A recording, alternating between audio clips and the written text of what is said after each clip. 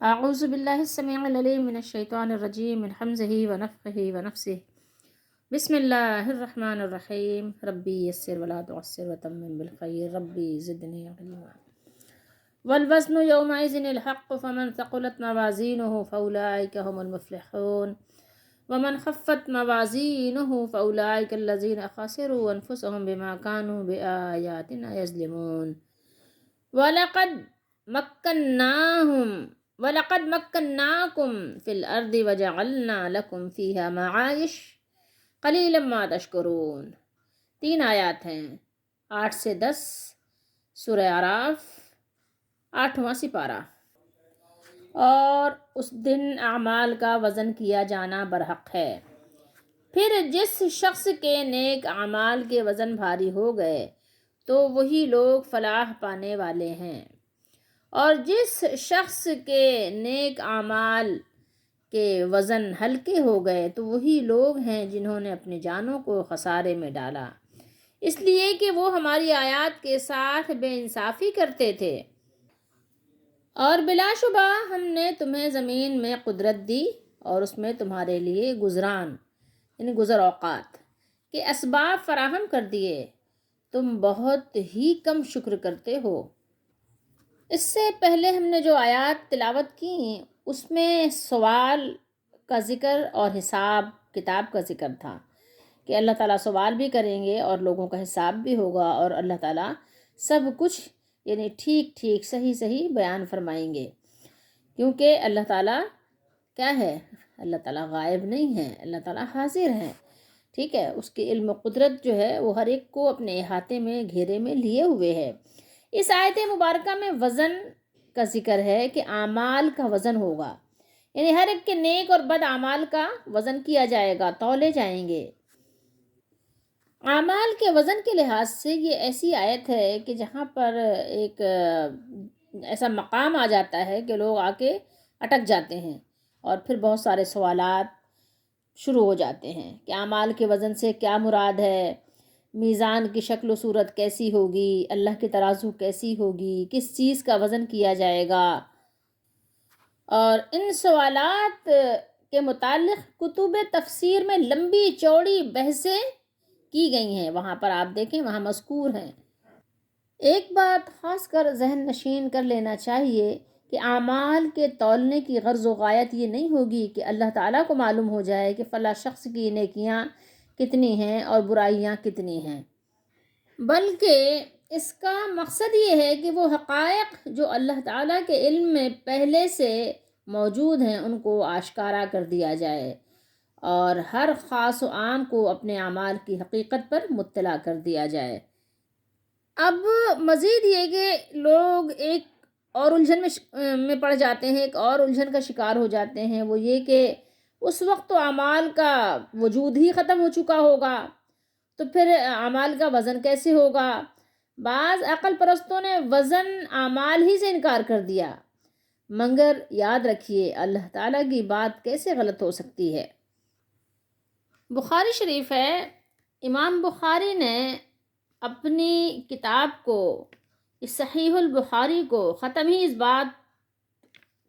اسی بات پر کیا ہے کہ اللہ کا بیان حق اور سچ ہے۔ یہ بخاری شریف کی آخری حدیث ہے، یہ بخاری شریف کی حدیث کا اختتام ہے، حدیث نمبر ہے 7563۔ بخاری شریف میں کتنی احادیث ہیں؟ یہ اور بات ہے کہ ریپیٹڈ ہیں، بہت زیادہ ایک ہی حدیث کو بیان کیا گیا ہے۔ ویسے اگر آپ احادیث نکالیں گے تو زیادہ سے زیادہ 1000 سے 1500 کے درمیان احادیث ہیں، ٹھیک ہے؟ لیکن ایک ہی موضوع کی بہت ساری احادیث ہونے کی وجہ سے اس میں حدیث بنتی ہیں 7563۔ تو یہاں پر راوی ہیں حضرت ابو ہریرہ رضی اللہ تعالیٰ عنہ، فرمایا کہ کلمتان حبیبتان الی الرحمن خفیفتان علی اللسان ثقیلتان فی المیزان سبحان اللہ و بحمدہ سبحان اللہ العظیم۔ کلمتان، دو کلمے ایسے ہیں جو اللہ تبارک و تعالیٰ کو بہت ہی پسند ہیں۔ حبیبتان، حبیب کہتے ہیں نا پسندیدہ، پسند ہیں، حبیبتان دونوں ہی بہت پسند ہیں۔ جو زبان پر الرحمن، رحمان کو پسند ہے، خفیفتان ہلکا، خفیف ہلکے ہیں زبان پر، اور قیامت کے دن زبان یہ لسان زبان پر دونوں ہلکے ہیں، ثقیلتان وزنی ہیں، وزندار ہیں، بہت زیادہ وزن ہوں گے اس کے قیامت کے دن اعمال کی ترازو میں، فی المیزان۔ میزان کسے کہتے ہیں؟ ترازو کو کہتے ہیں۔ ترازو، وہ ترازو جس کے دو پلڑے ہوتے ہیں، تو وہ ترازو کے پلڑوں کو ثقیل کر دیں گے، وزندار کر دیں گے، بہت وزنی کر دیں گے، باوزن ہوں گے ترازو کے پلڑوں پر۔ وہ کلمات کون سے ہیں؟ وہ یہ ہیں: سبحان اللہ و بحمدہ، سبحان اللہ العظیم۔ دیکھیے کتنا آسان ہے۔ ایک حدیث میں ہے کہ اگر اس کو روزانہ آپ 100 مرتبہ پڑھیں اس تسبیح کو، تو اللہ تعالیٰ آپ کے سمندر کے جھاگ کے برابر بھی گناہوں کو مٹا دیں گے۔ لیکن سمجھ کر پڑھیں کہ کیا پڑھ رہے ہیں، ٹھیک ہے؟ رٹا نہیں لگانا ہے، سمجھ کر پڑھنا ہے کہ کس عظیم بزرگ ہستی کا آپ ذکر کر رہے ہیں، کس کی تعریف میں آپ کی زبان رطب اللسان ہے۔ تو بہرحال بات آپ کو سمجھ آ گئی کہ ہمارے جو اسلاف تھے ان کا عقیدہ کیا تھا، کہ اس پر ہمیں ایمان رکھنا ہے، یقین رکھنا ہے، یہ بات حق اور سچ ہے کہ قیامت کے دن نامہ اعمال تولے جائیں گے۔ اب یہ بات ہے کہ یہ وزن کیسے ہوگا؟ ظاہر ہے لوگوں کو تو عادت ہوتی ہے کچھ نہ کچھ جرا بحث کرنے کی، کیسے ہوگا؟ تو کچھ اہل علم نے کہا کہ وہ کاغذ تولے جائیں گے جن میں عمل لکھے ہوں گے۔ بعض نے کہا کہ ان اعمال کو جسم دے کر وہ جسم تولے جائیں گے۔ بعض نے کہا کہ اس عمل والے کو تولا جائے گا۔ اور حافظ ابن کثیر نے کہا کہ تینوں صورتیں ممکن ہیں، اور آیات و احادیث میں ہر ایک کی تائید ملتی ہے۔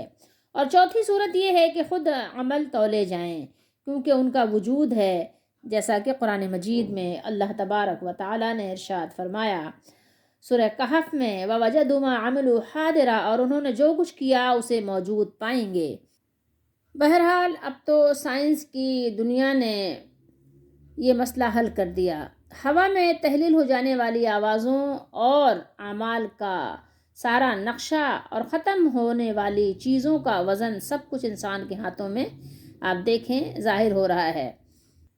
تو یہاں پر رک کر سوچنے کی بات یہ ہے کہ اگر انسانی عقل نے، جو ایک محدود اور بہت ہی مختصر ہے جو اللہ نے اس کو دی ہے، تو انسانی عقل نے اگر آج حرارت اور روشنی کے درجات کو ناپنے، ہوا اور پانی کے دباؤ کا اندازہ کرنے کے لیے آلات ایجاد کر لیے ہیں، تو اس قادر مطلق کی قدرت کاملہ سے کیا بعید ہے کہ وہ ایسا ترازو پیدا فرما دے جس میں اعمال نیک و بد کو تولا جا سکے۔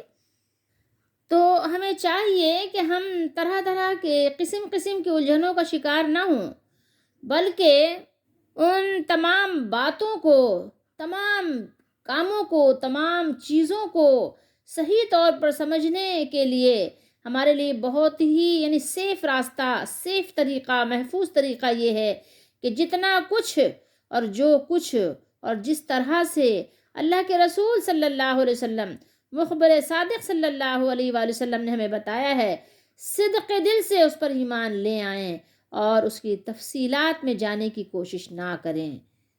تو قرآن نے ہمیں بتایا کہ اعمال کا وزن ہوگا اور اس کے لیے ترازو رکھا جائے گا، اور سنت صحیحہ نے بتایا کہ اس میزان کے 2 پلڑے ہوں گے، ہم اس پر بے چوں چرا ایمان لے آئیں۔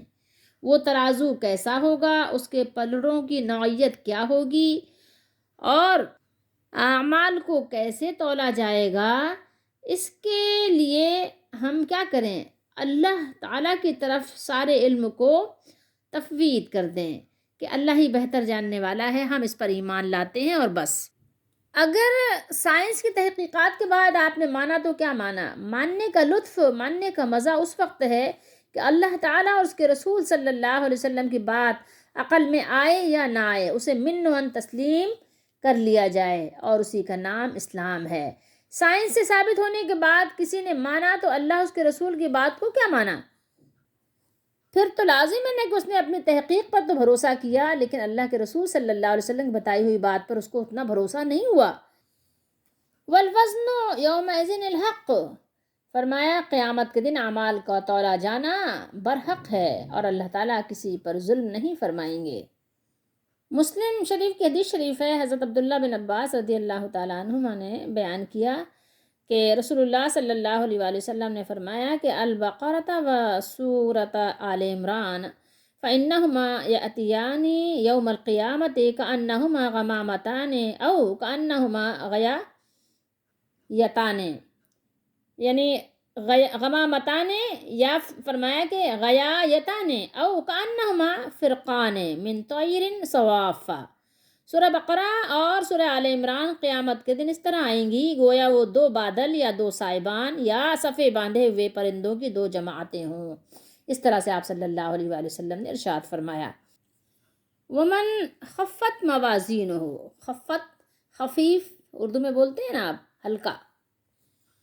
اس آیت کے حصے پر غور کرنے کی ضرورت ہے کہ جن کے نام اعمال ہلکے ہوں گے، جن کے وزن ہی نہیں ہوں گے، یہ لوگ کون سے ہوں گے جنہوں نے اپنے آپ کو خسارے میں ڈالا؟ خسروا انفسہم، یہ وہ لوگ ہیں جو اللہ کی آیات کے ساتھ بے انصافی کرتے تھے۔ اللہ کی آیات پر ان کا ایمان اور یقین بہت کمزور تھا یا نہیں تھا۔